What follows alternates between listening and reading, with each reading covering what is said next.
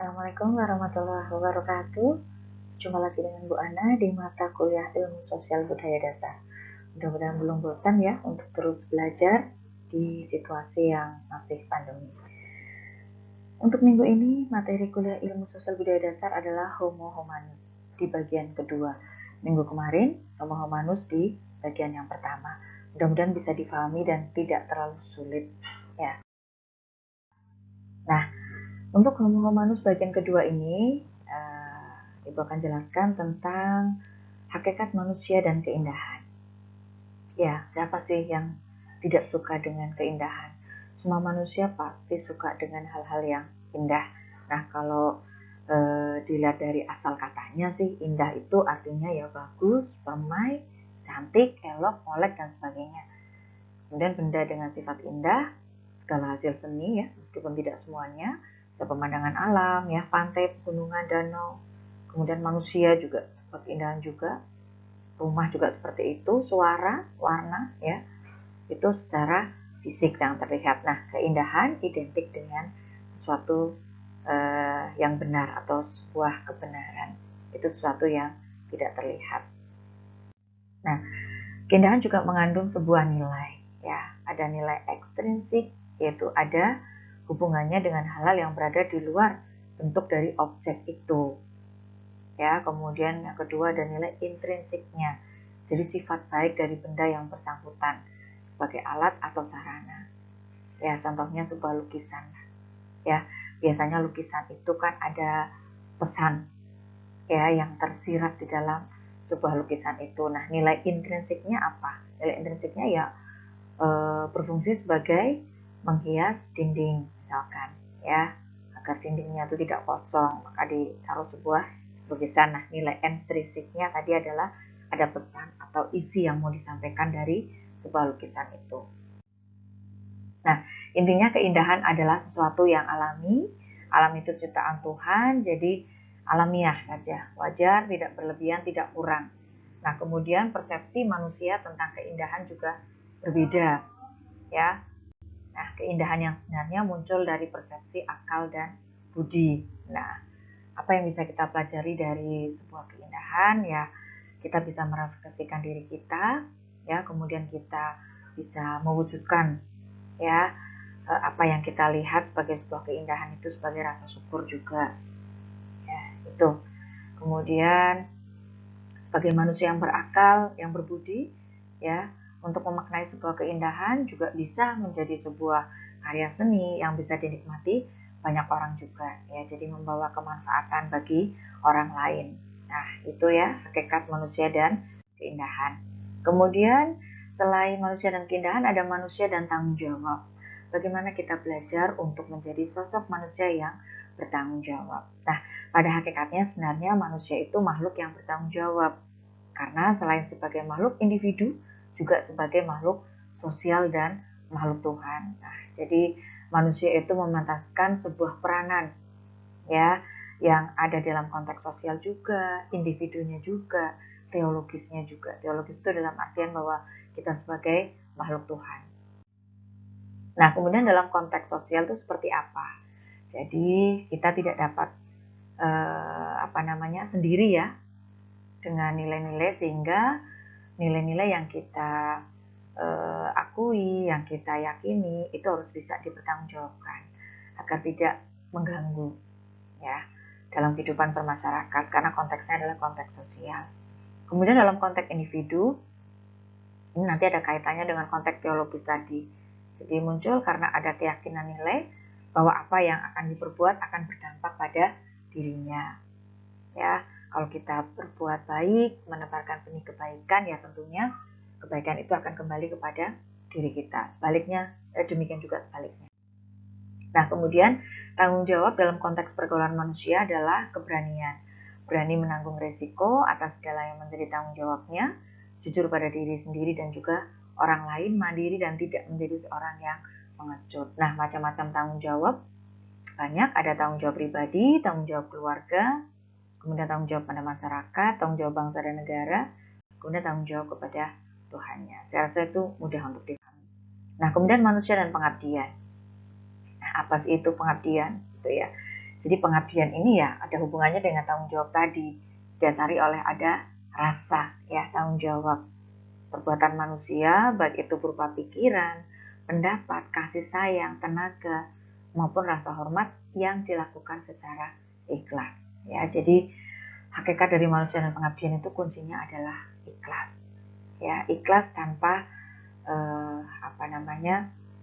alasan di balik itu. Ya, kemudian bentuknya ada pengabdian pada keluarga, pada masyarakat, pada negara dan Tuhan. Silakan untuk direfleksikan. Ya, bentuk-bentuk pengabdian yang sedang Anda lakukan itu untuk siapa? Ya, bisa refleksi kita. Nah, kemudian ya ada sebuah konsep yaitu kesadaran yang ada kaitannya dengan tadi ya pengabdian. Nah, jadi ada mengetahui, mengerti, memahami, terbuka hatinya, pikirannya ya. Kemudian selain kesadaran juga pengorbanan. Jadi muncul ya dalam diri kita.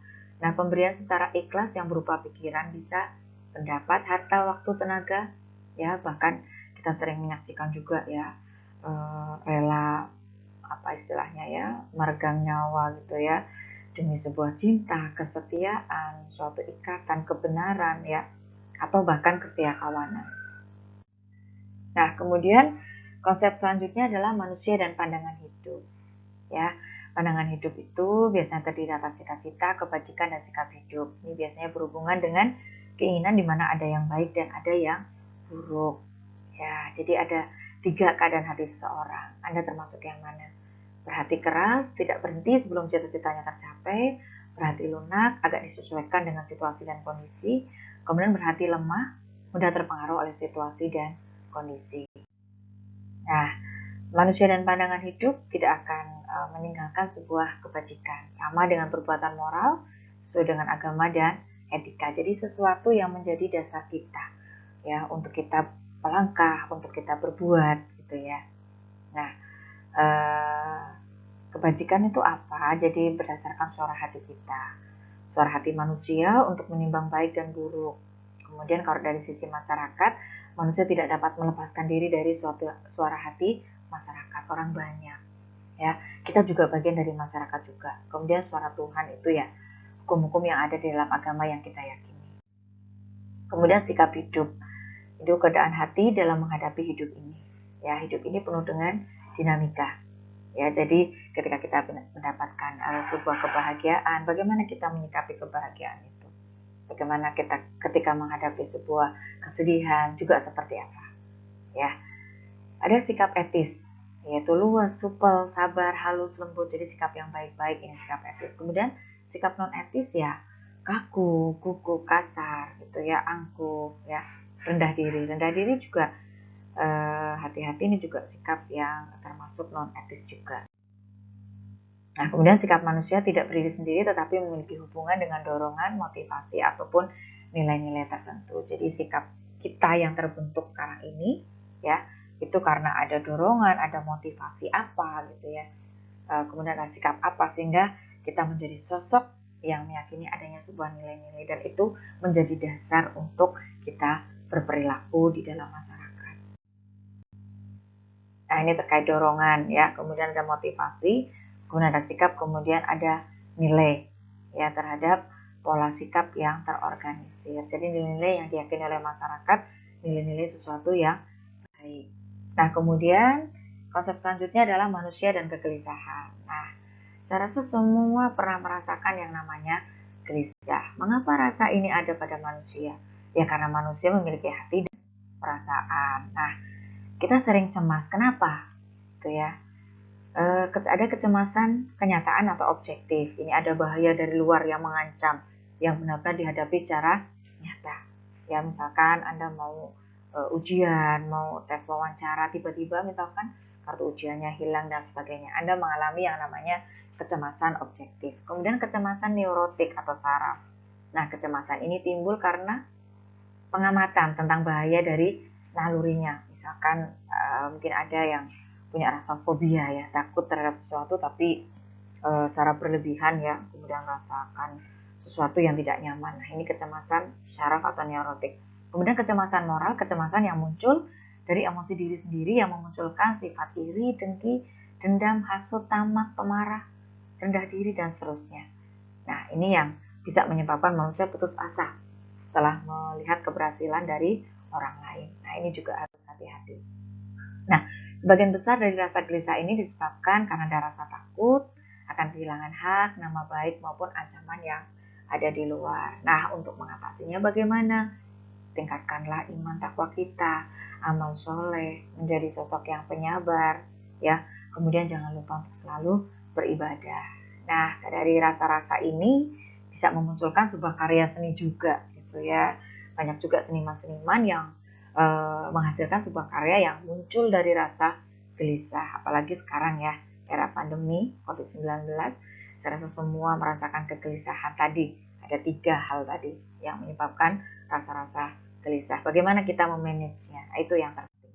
Kemudian ada manusia dan harapan. Nah, saya rasa semua manusia di dunia ini punya sesuatu yang diinginkan, yang diharapkan.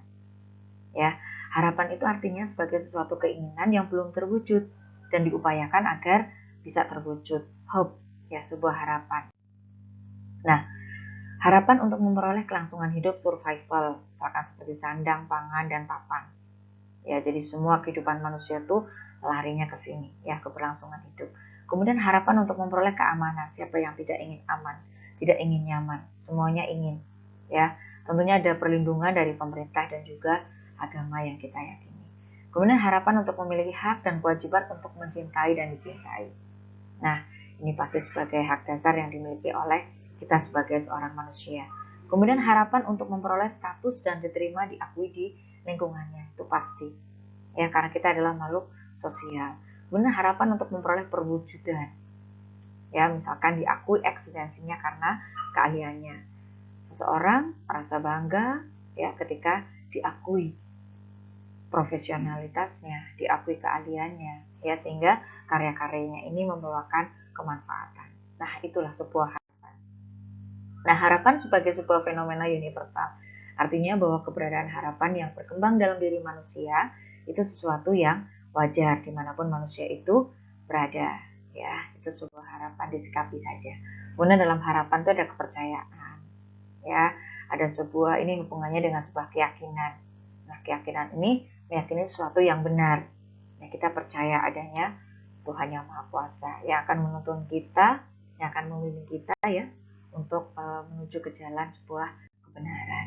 Nah, kemudian ada beberapa kepercayaan dalam diri manusia. Kepercayaan pada diri manusia, meyakini bahwa dirinya benar, kepercayaan kepada orang lain, kemudian kepercayaan pada negara. Nah, ini silahkan untuk direfleksi di masing-masing diri kalian. Kemudian ada kepercayaan kepada Tuhan, ini suatu kepercayaan yang sangat mutlak, ya, tidak bisa terbantahkan. Ini untuk meningkatkan tadi, ya, ada rasa pengabdian kita, ya, kemudian untuk meningkatkan kecintaan kita kepada sesama, mengurangi nafsu kita, ya, yang secara berlebihan, nafsu apa saja, kemudian menekan perasaan-perasaan negatif. Jadi ujung-ujungnya kita akan kembali kepada sesuatu yang hakiki, yaitu kepercayaan yang mutlak, kepercayaan bahwa ada sesuatu yang sangat luar biasa, ya, yang akan menuntun kita. Nah, itu mungkin yang bisa Bu Ana sampaikan. Terima kasih atas perhatiannya, mudah-mudahan bermanfaat. Bu Ana akhiri, wassalamualaikum warahmatullahi wabarakatuh.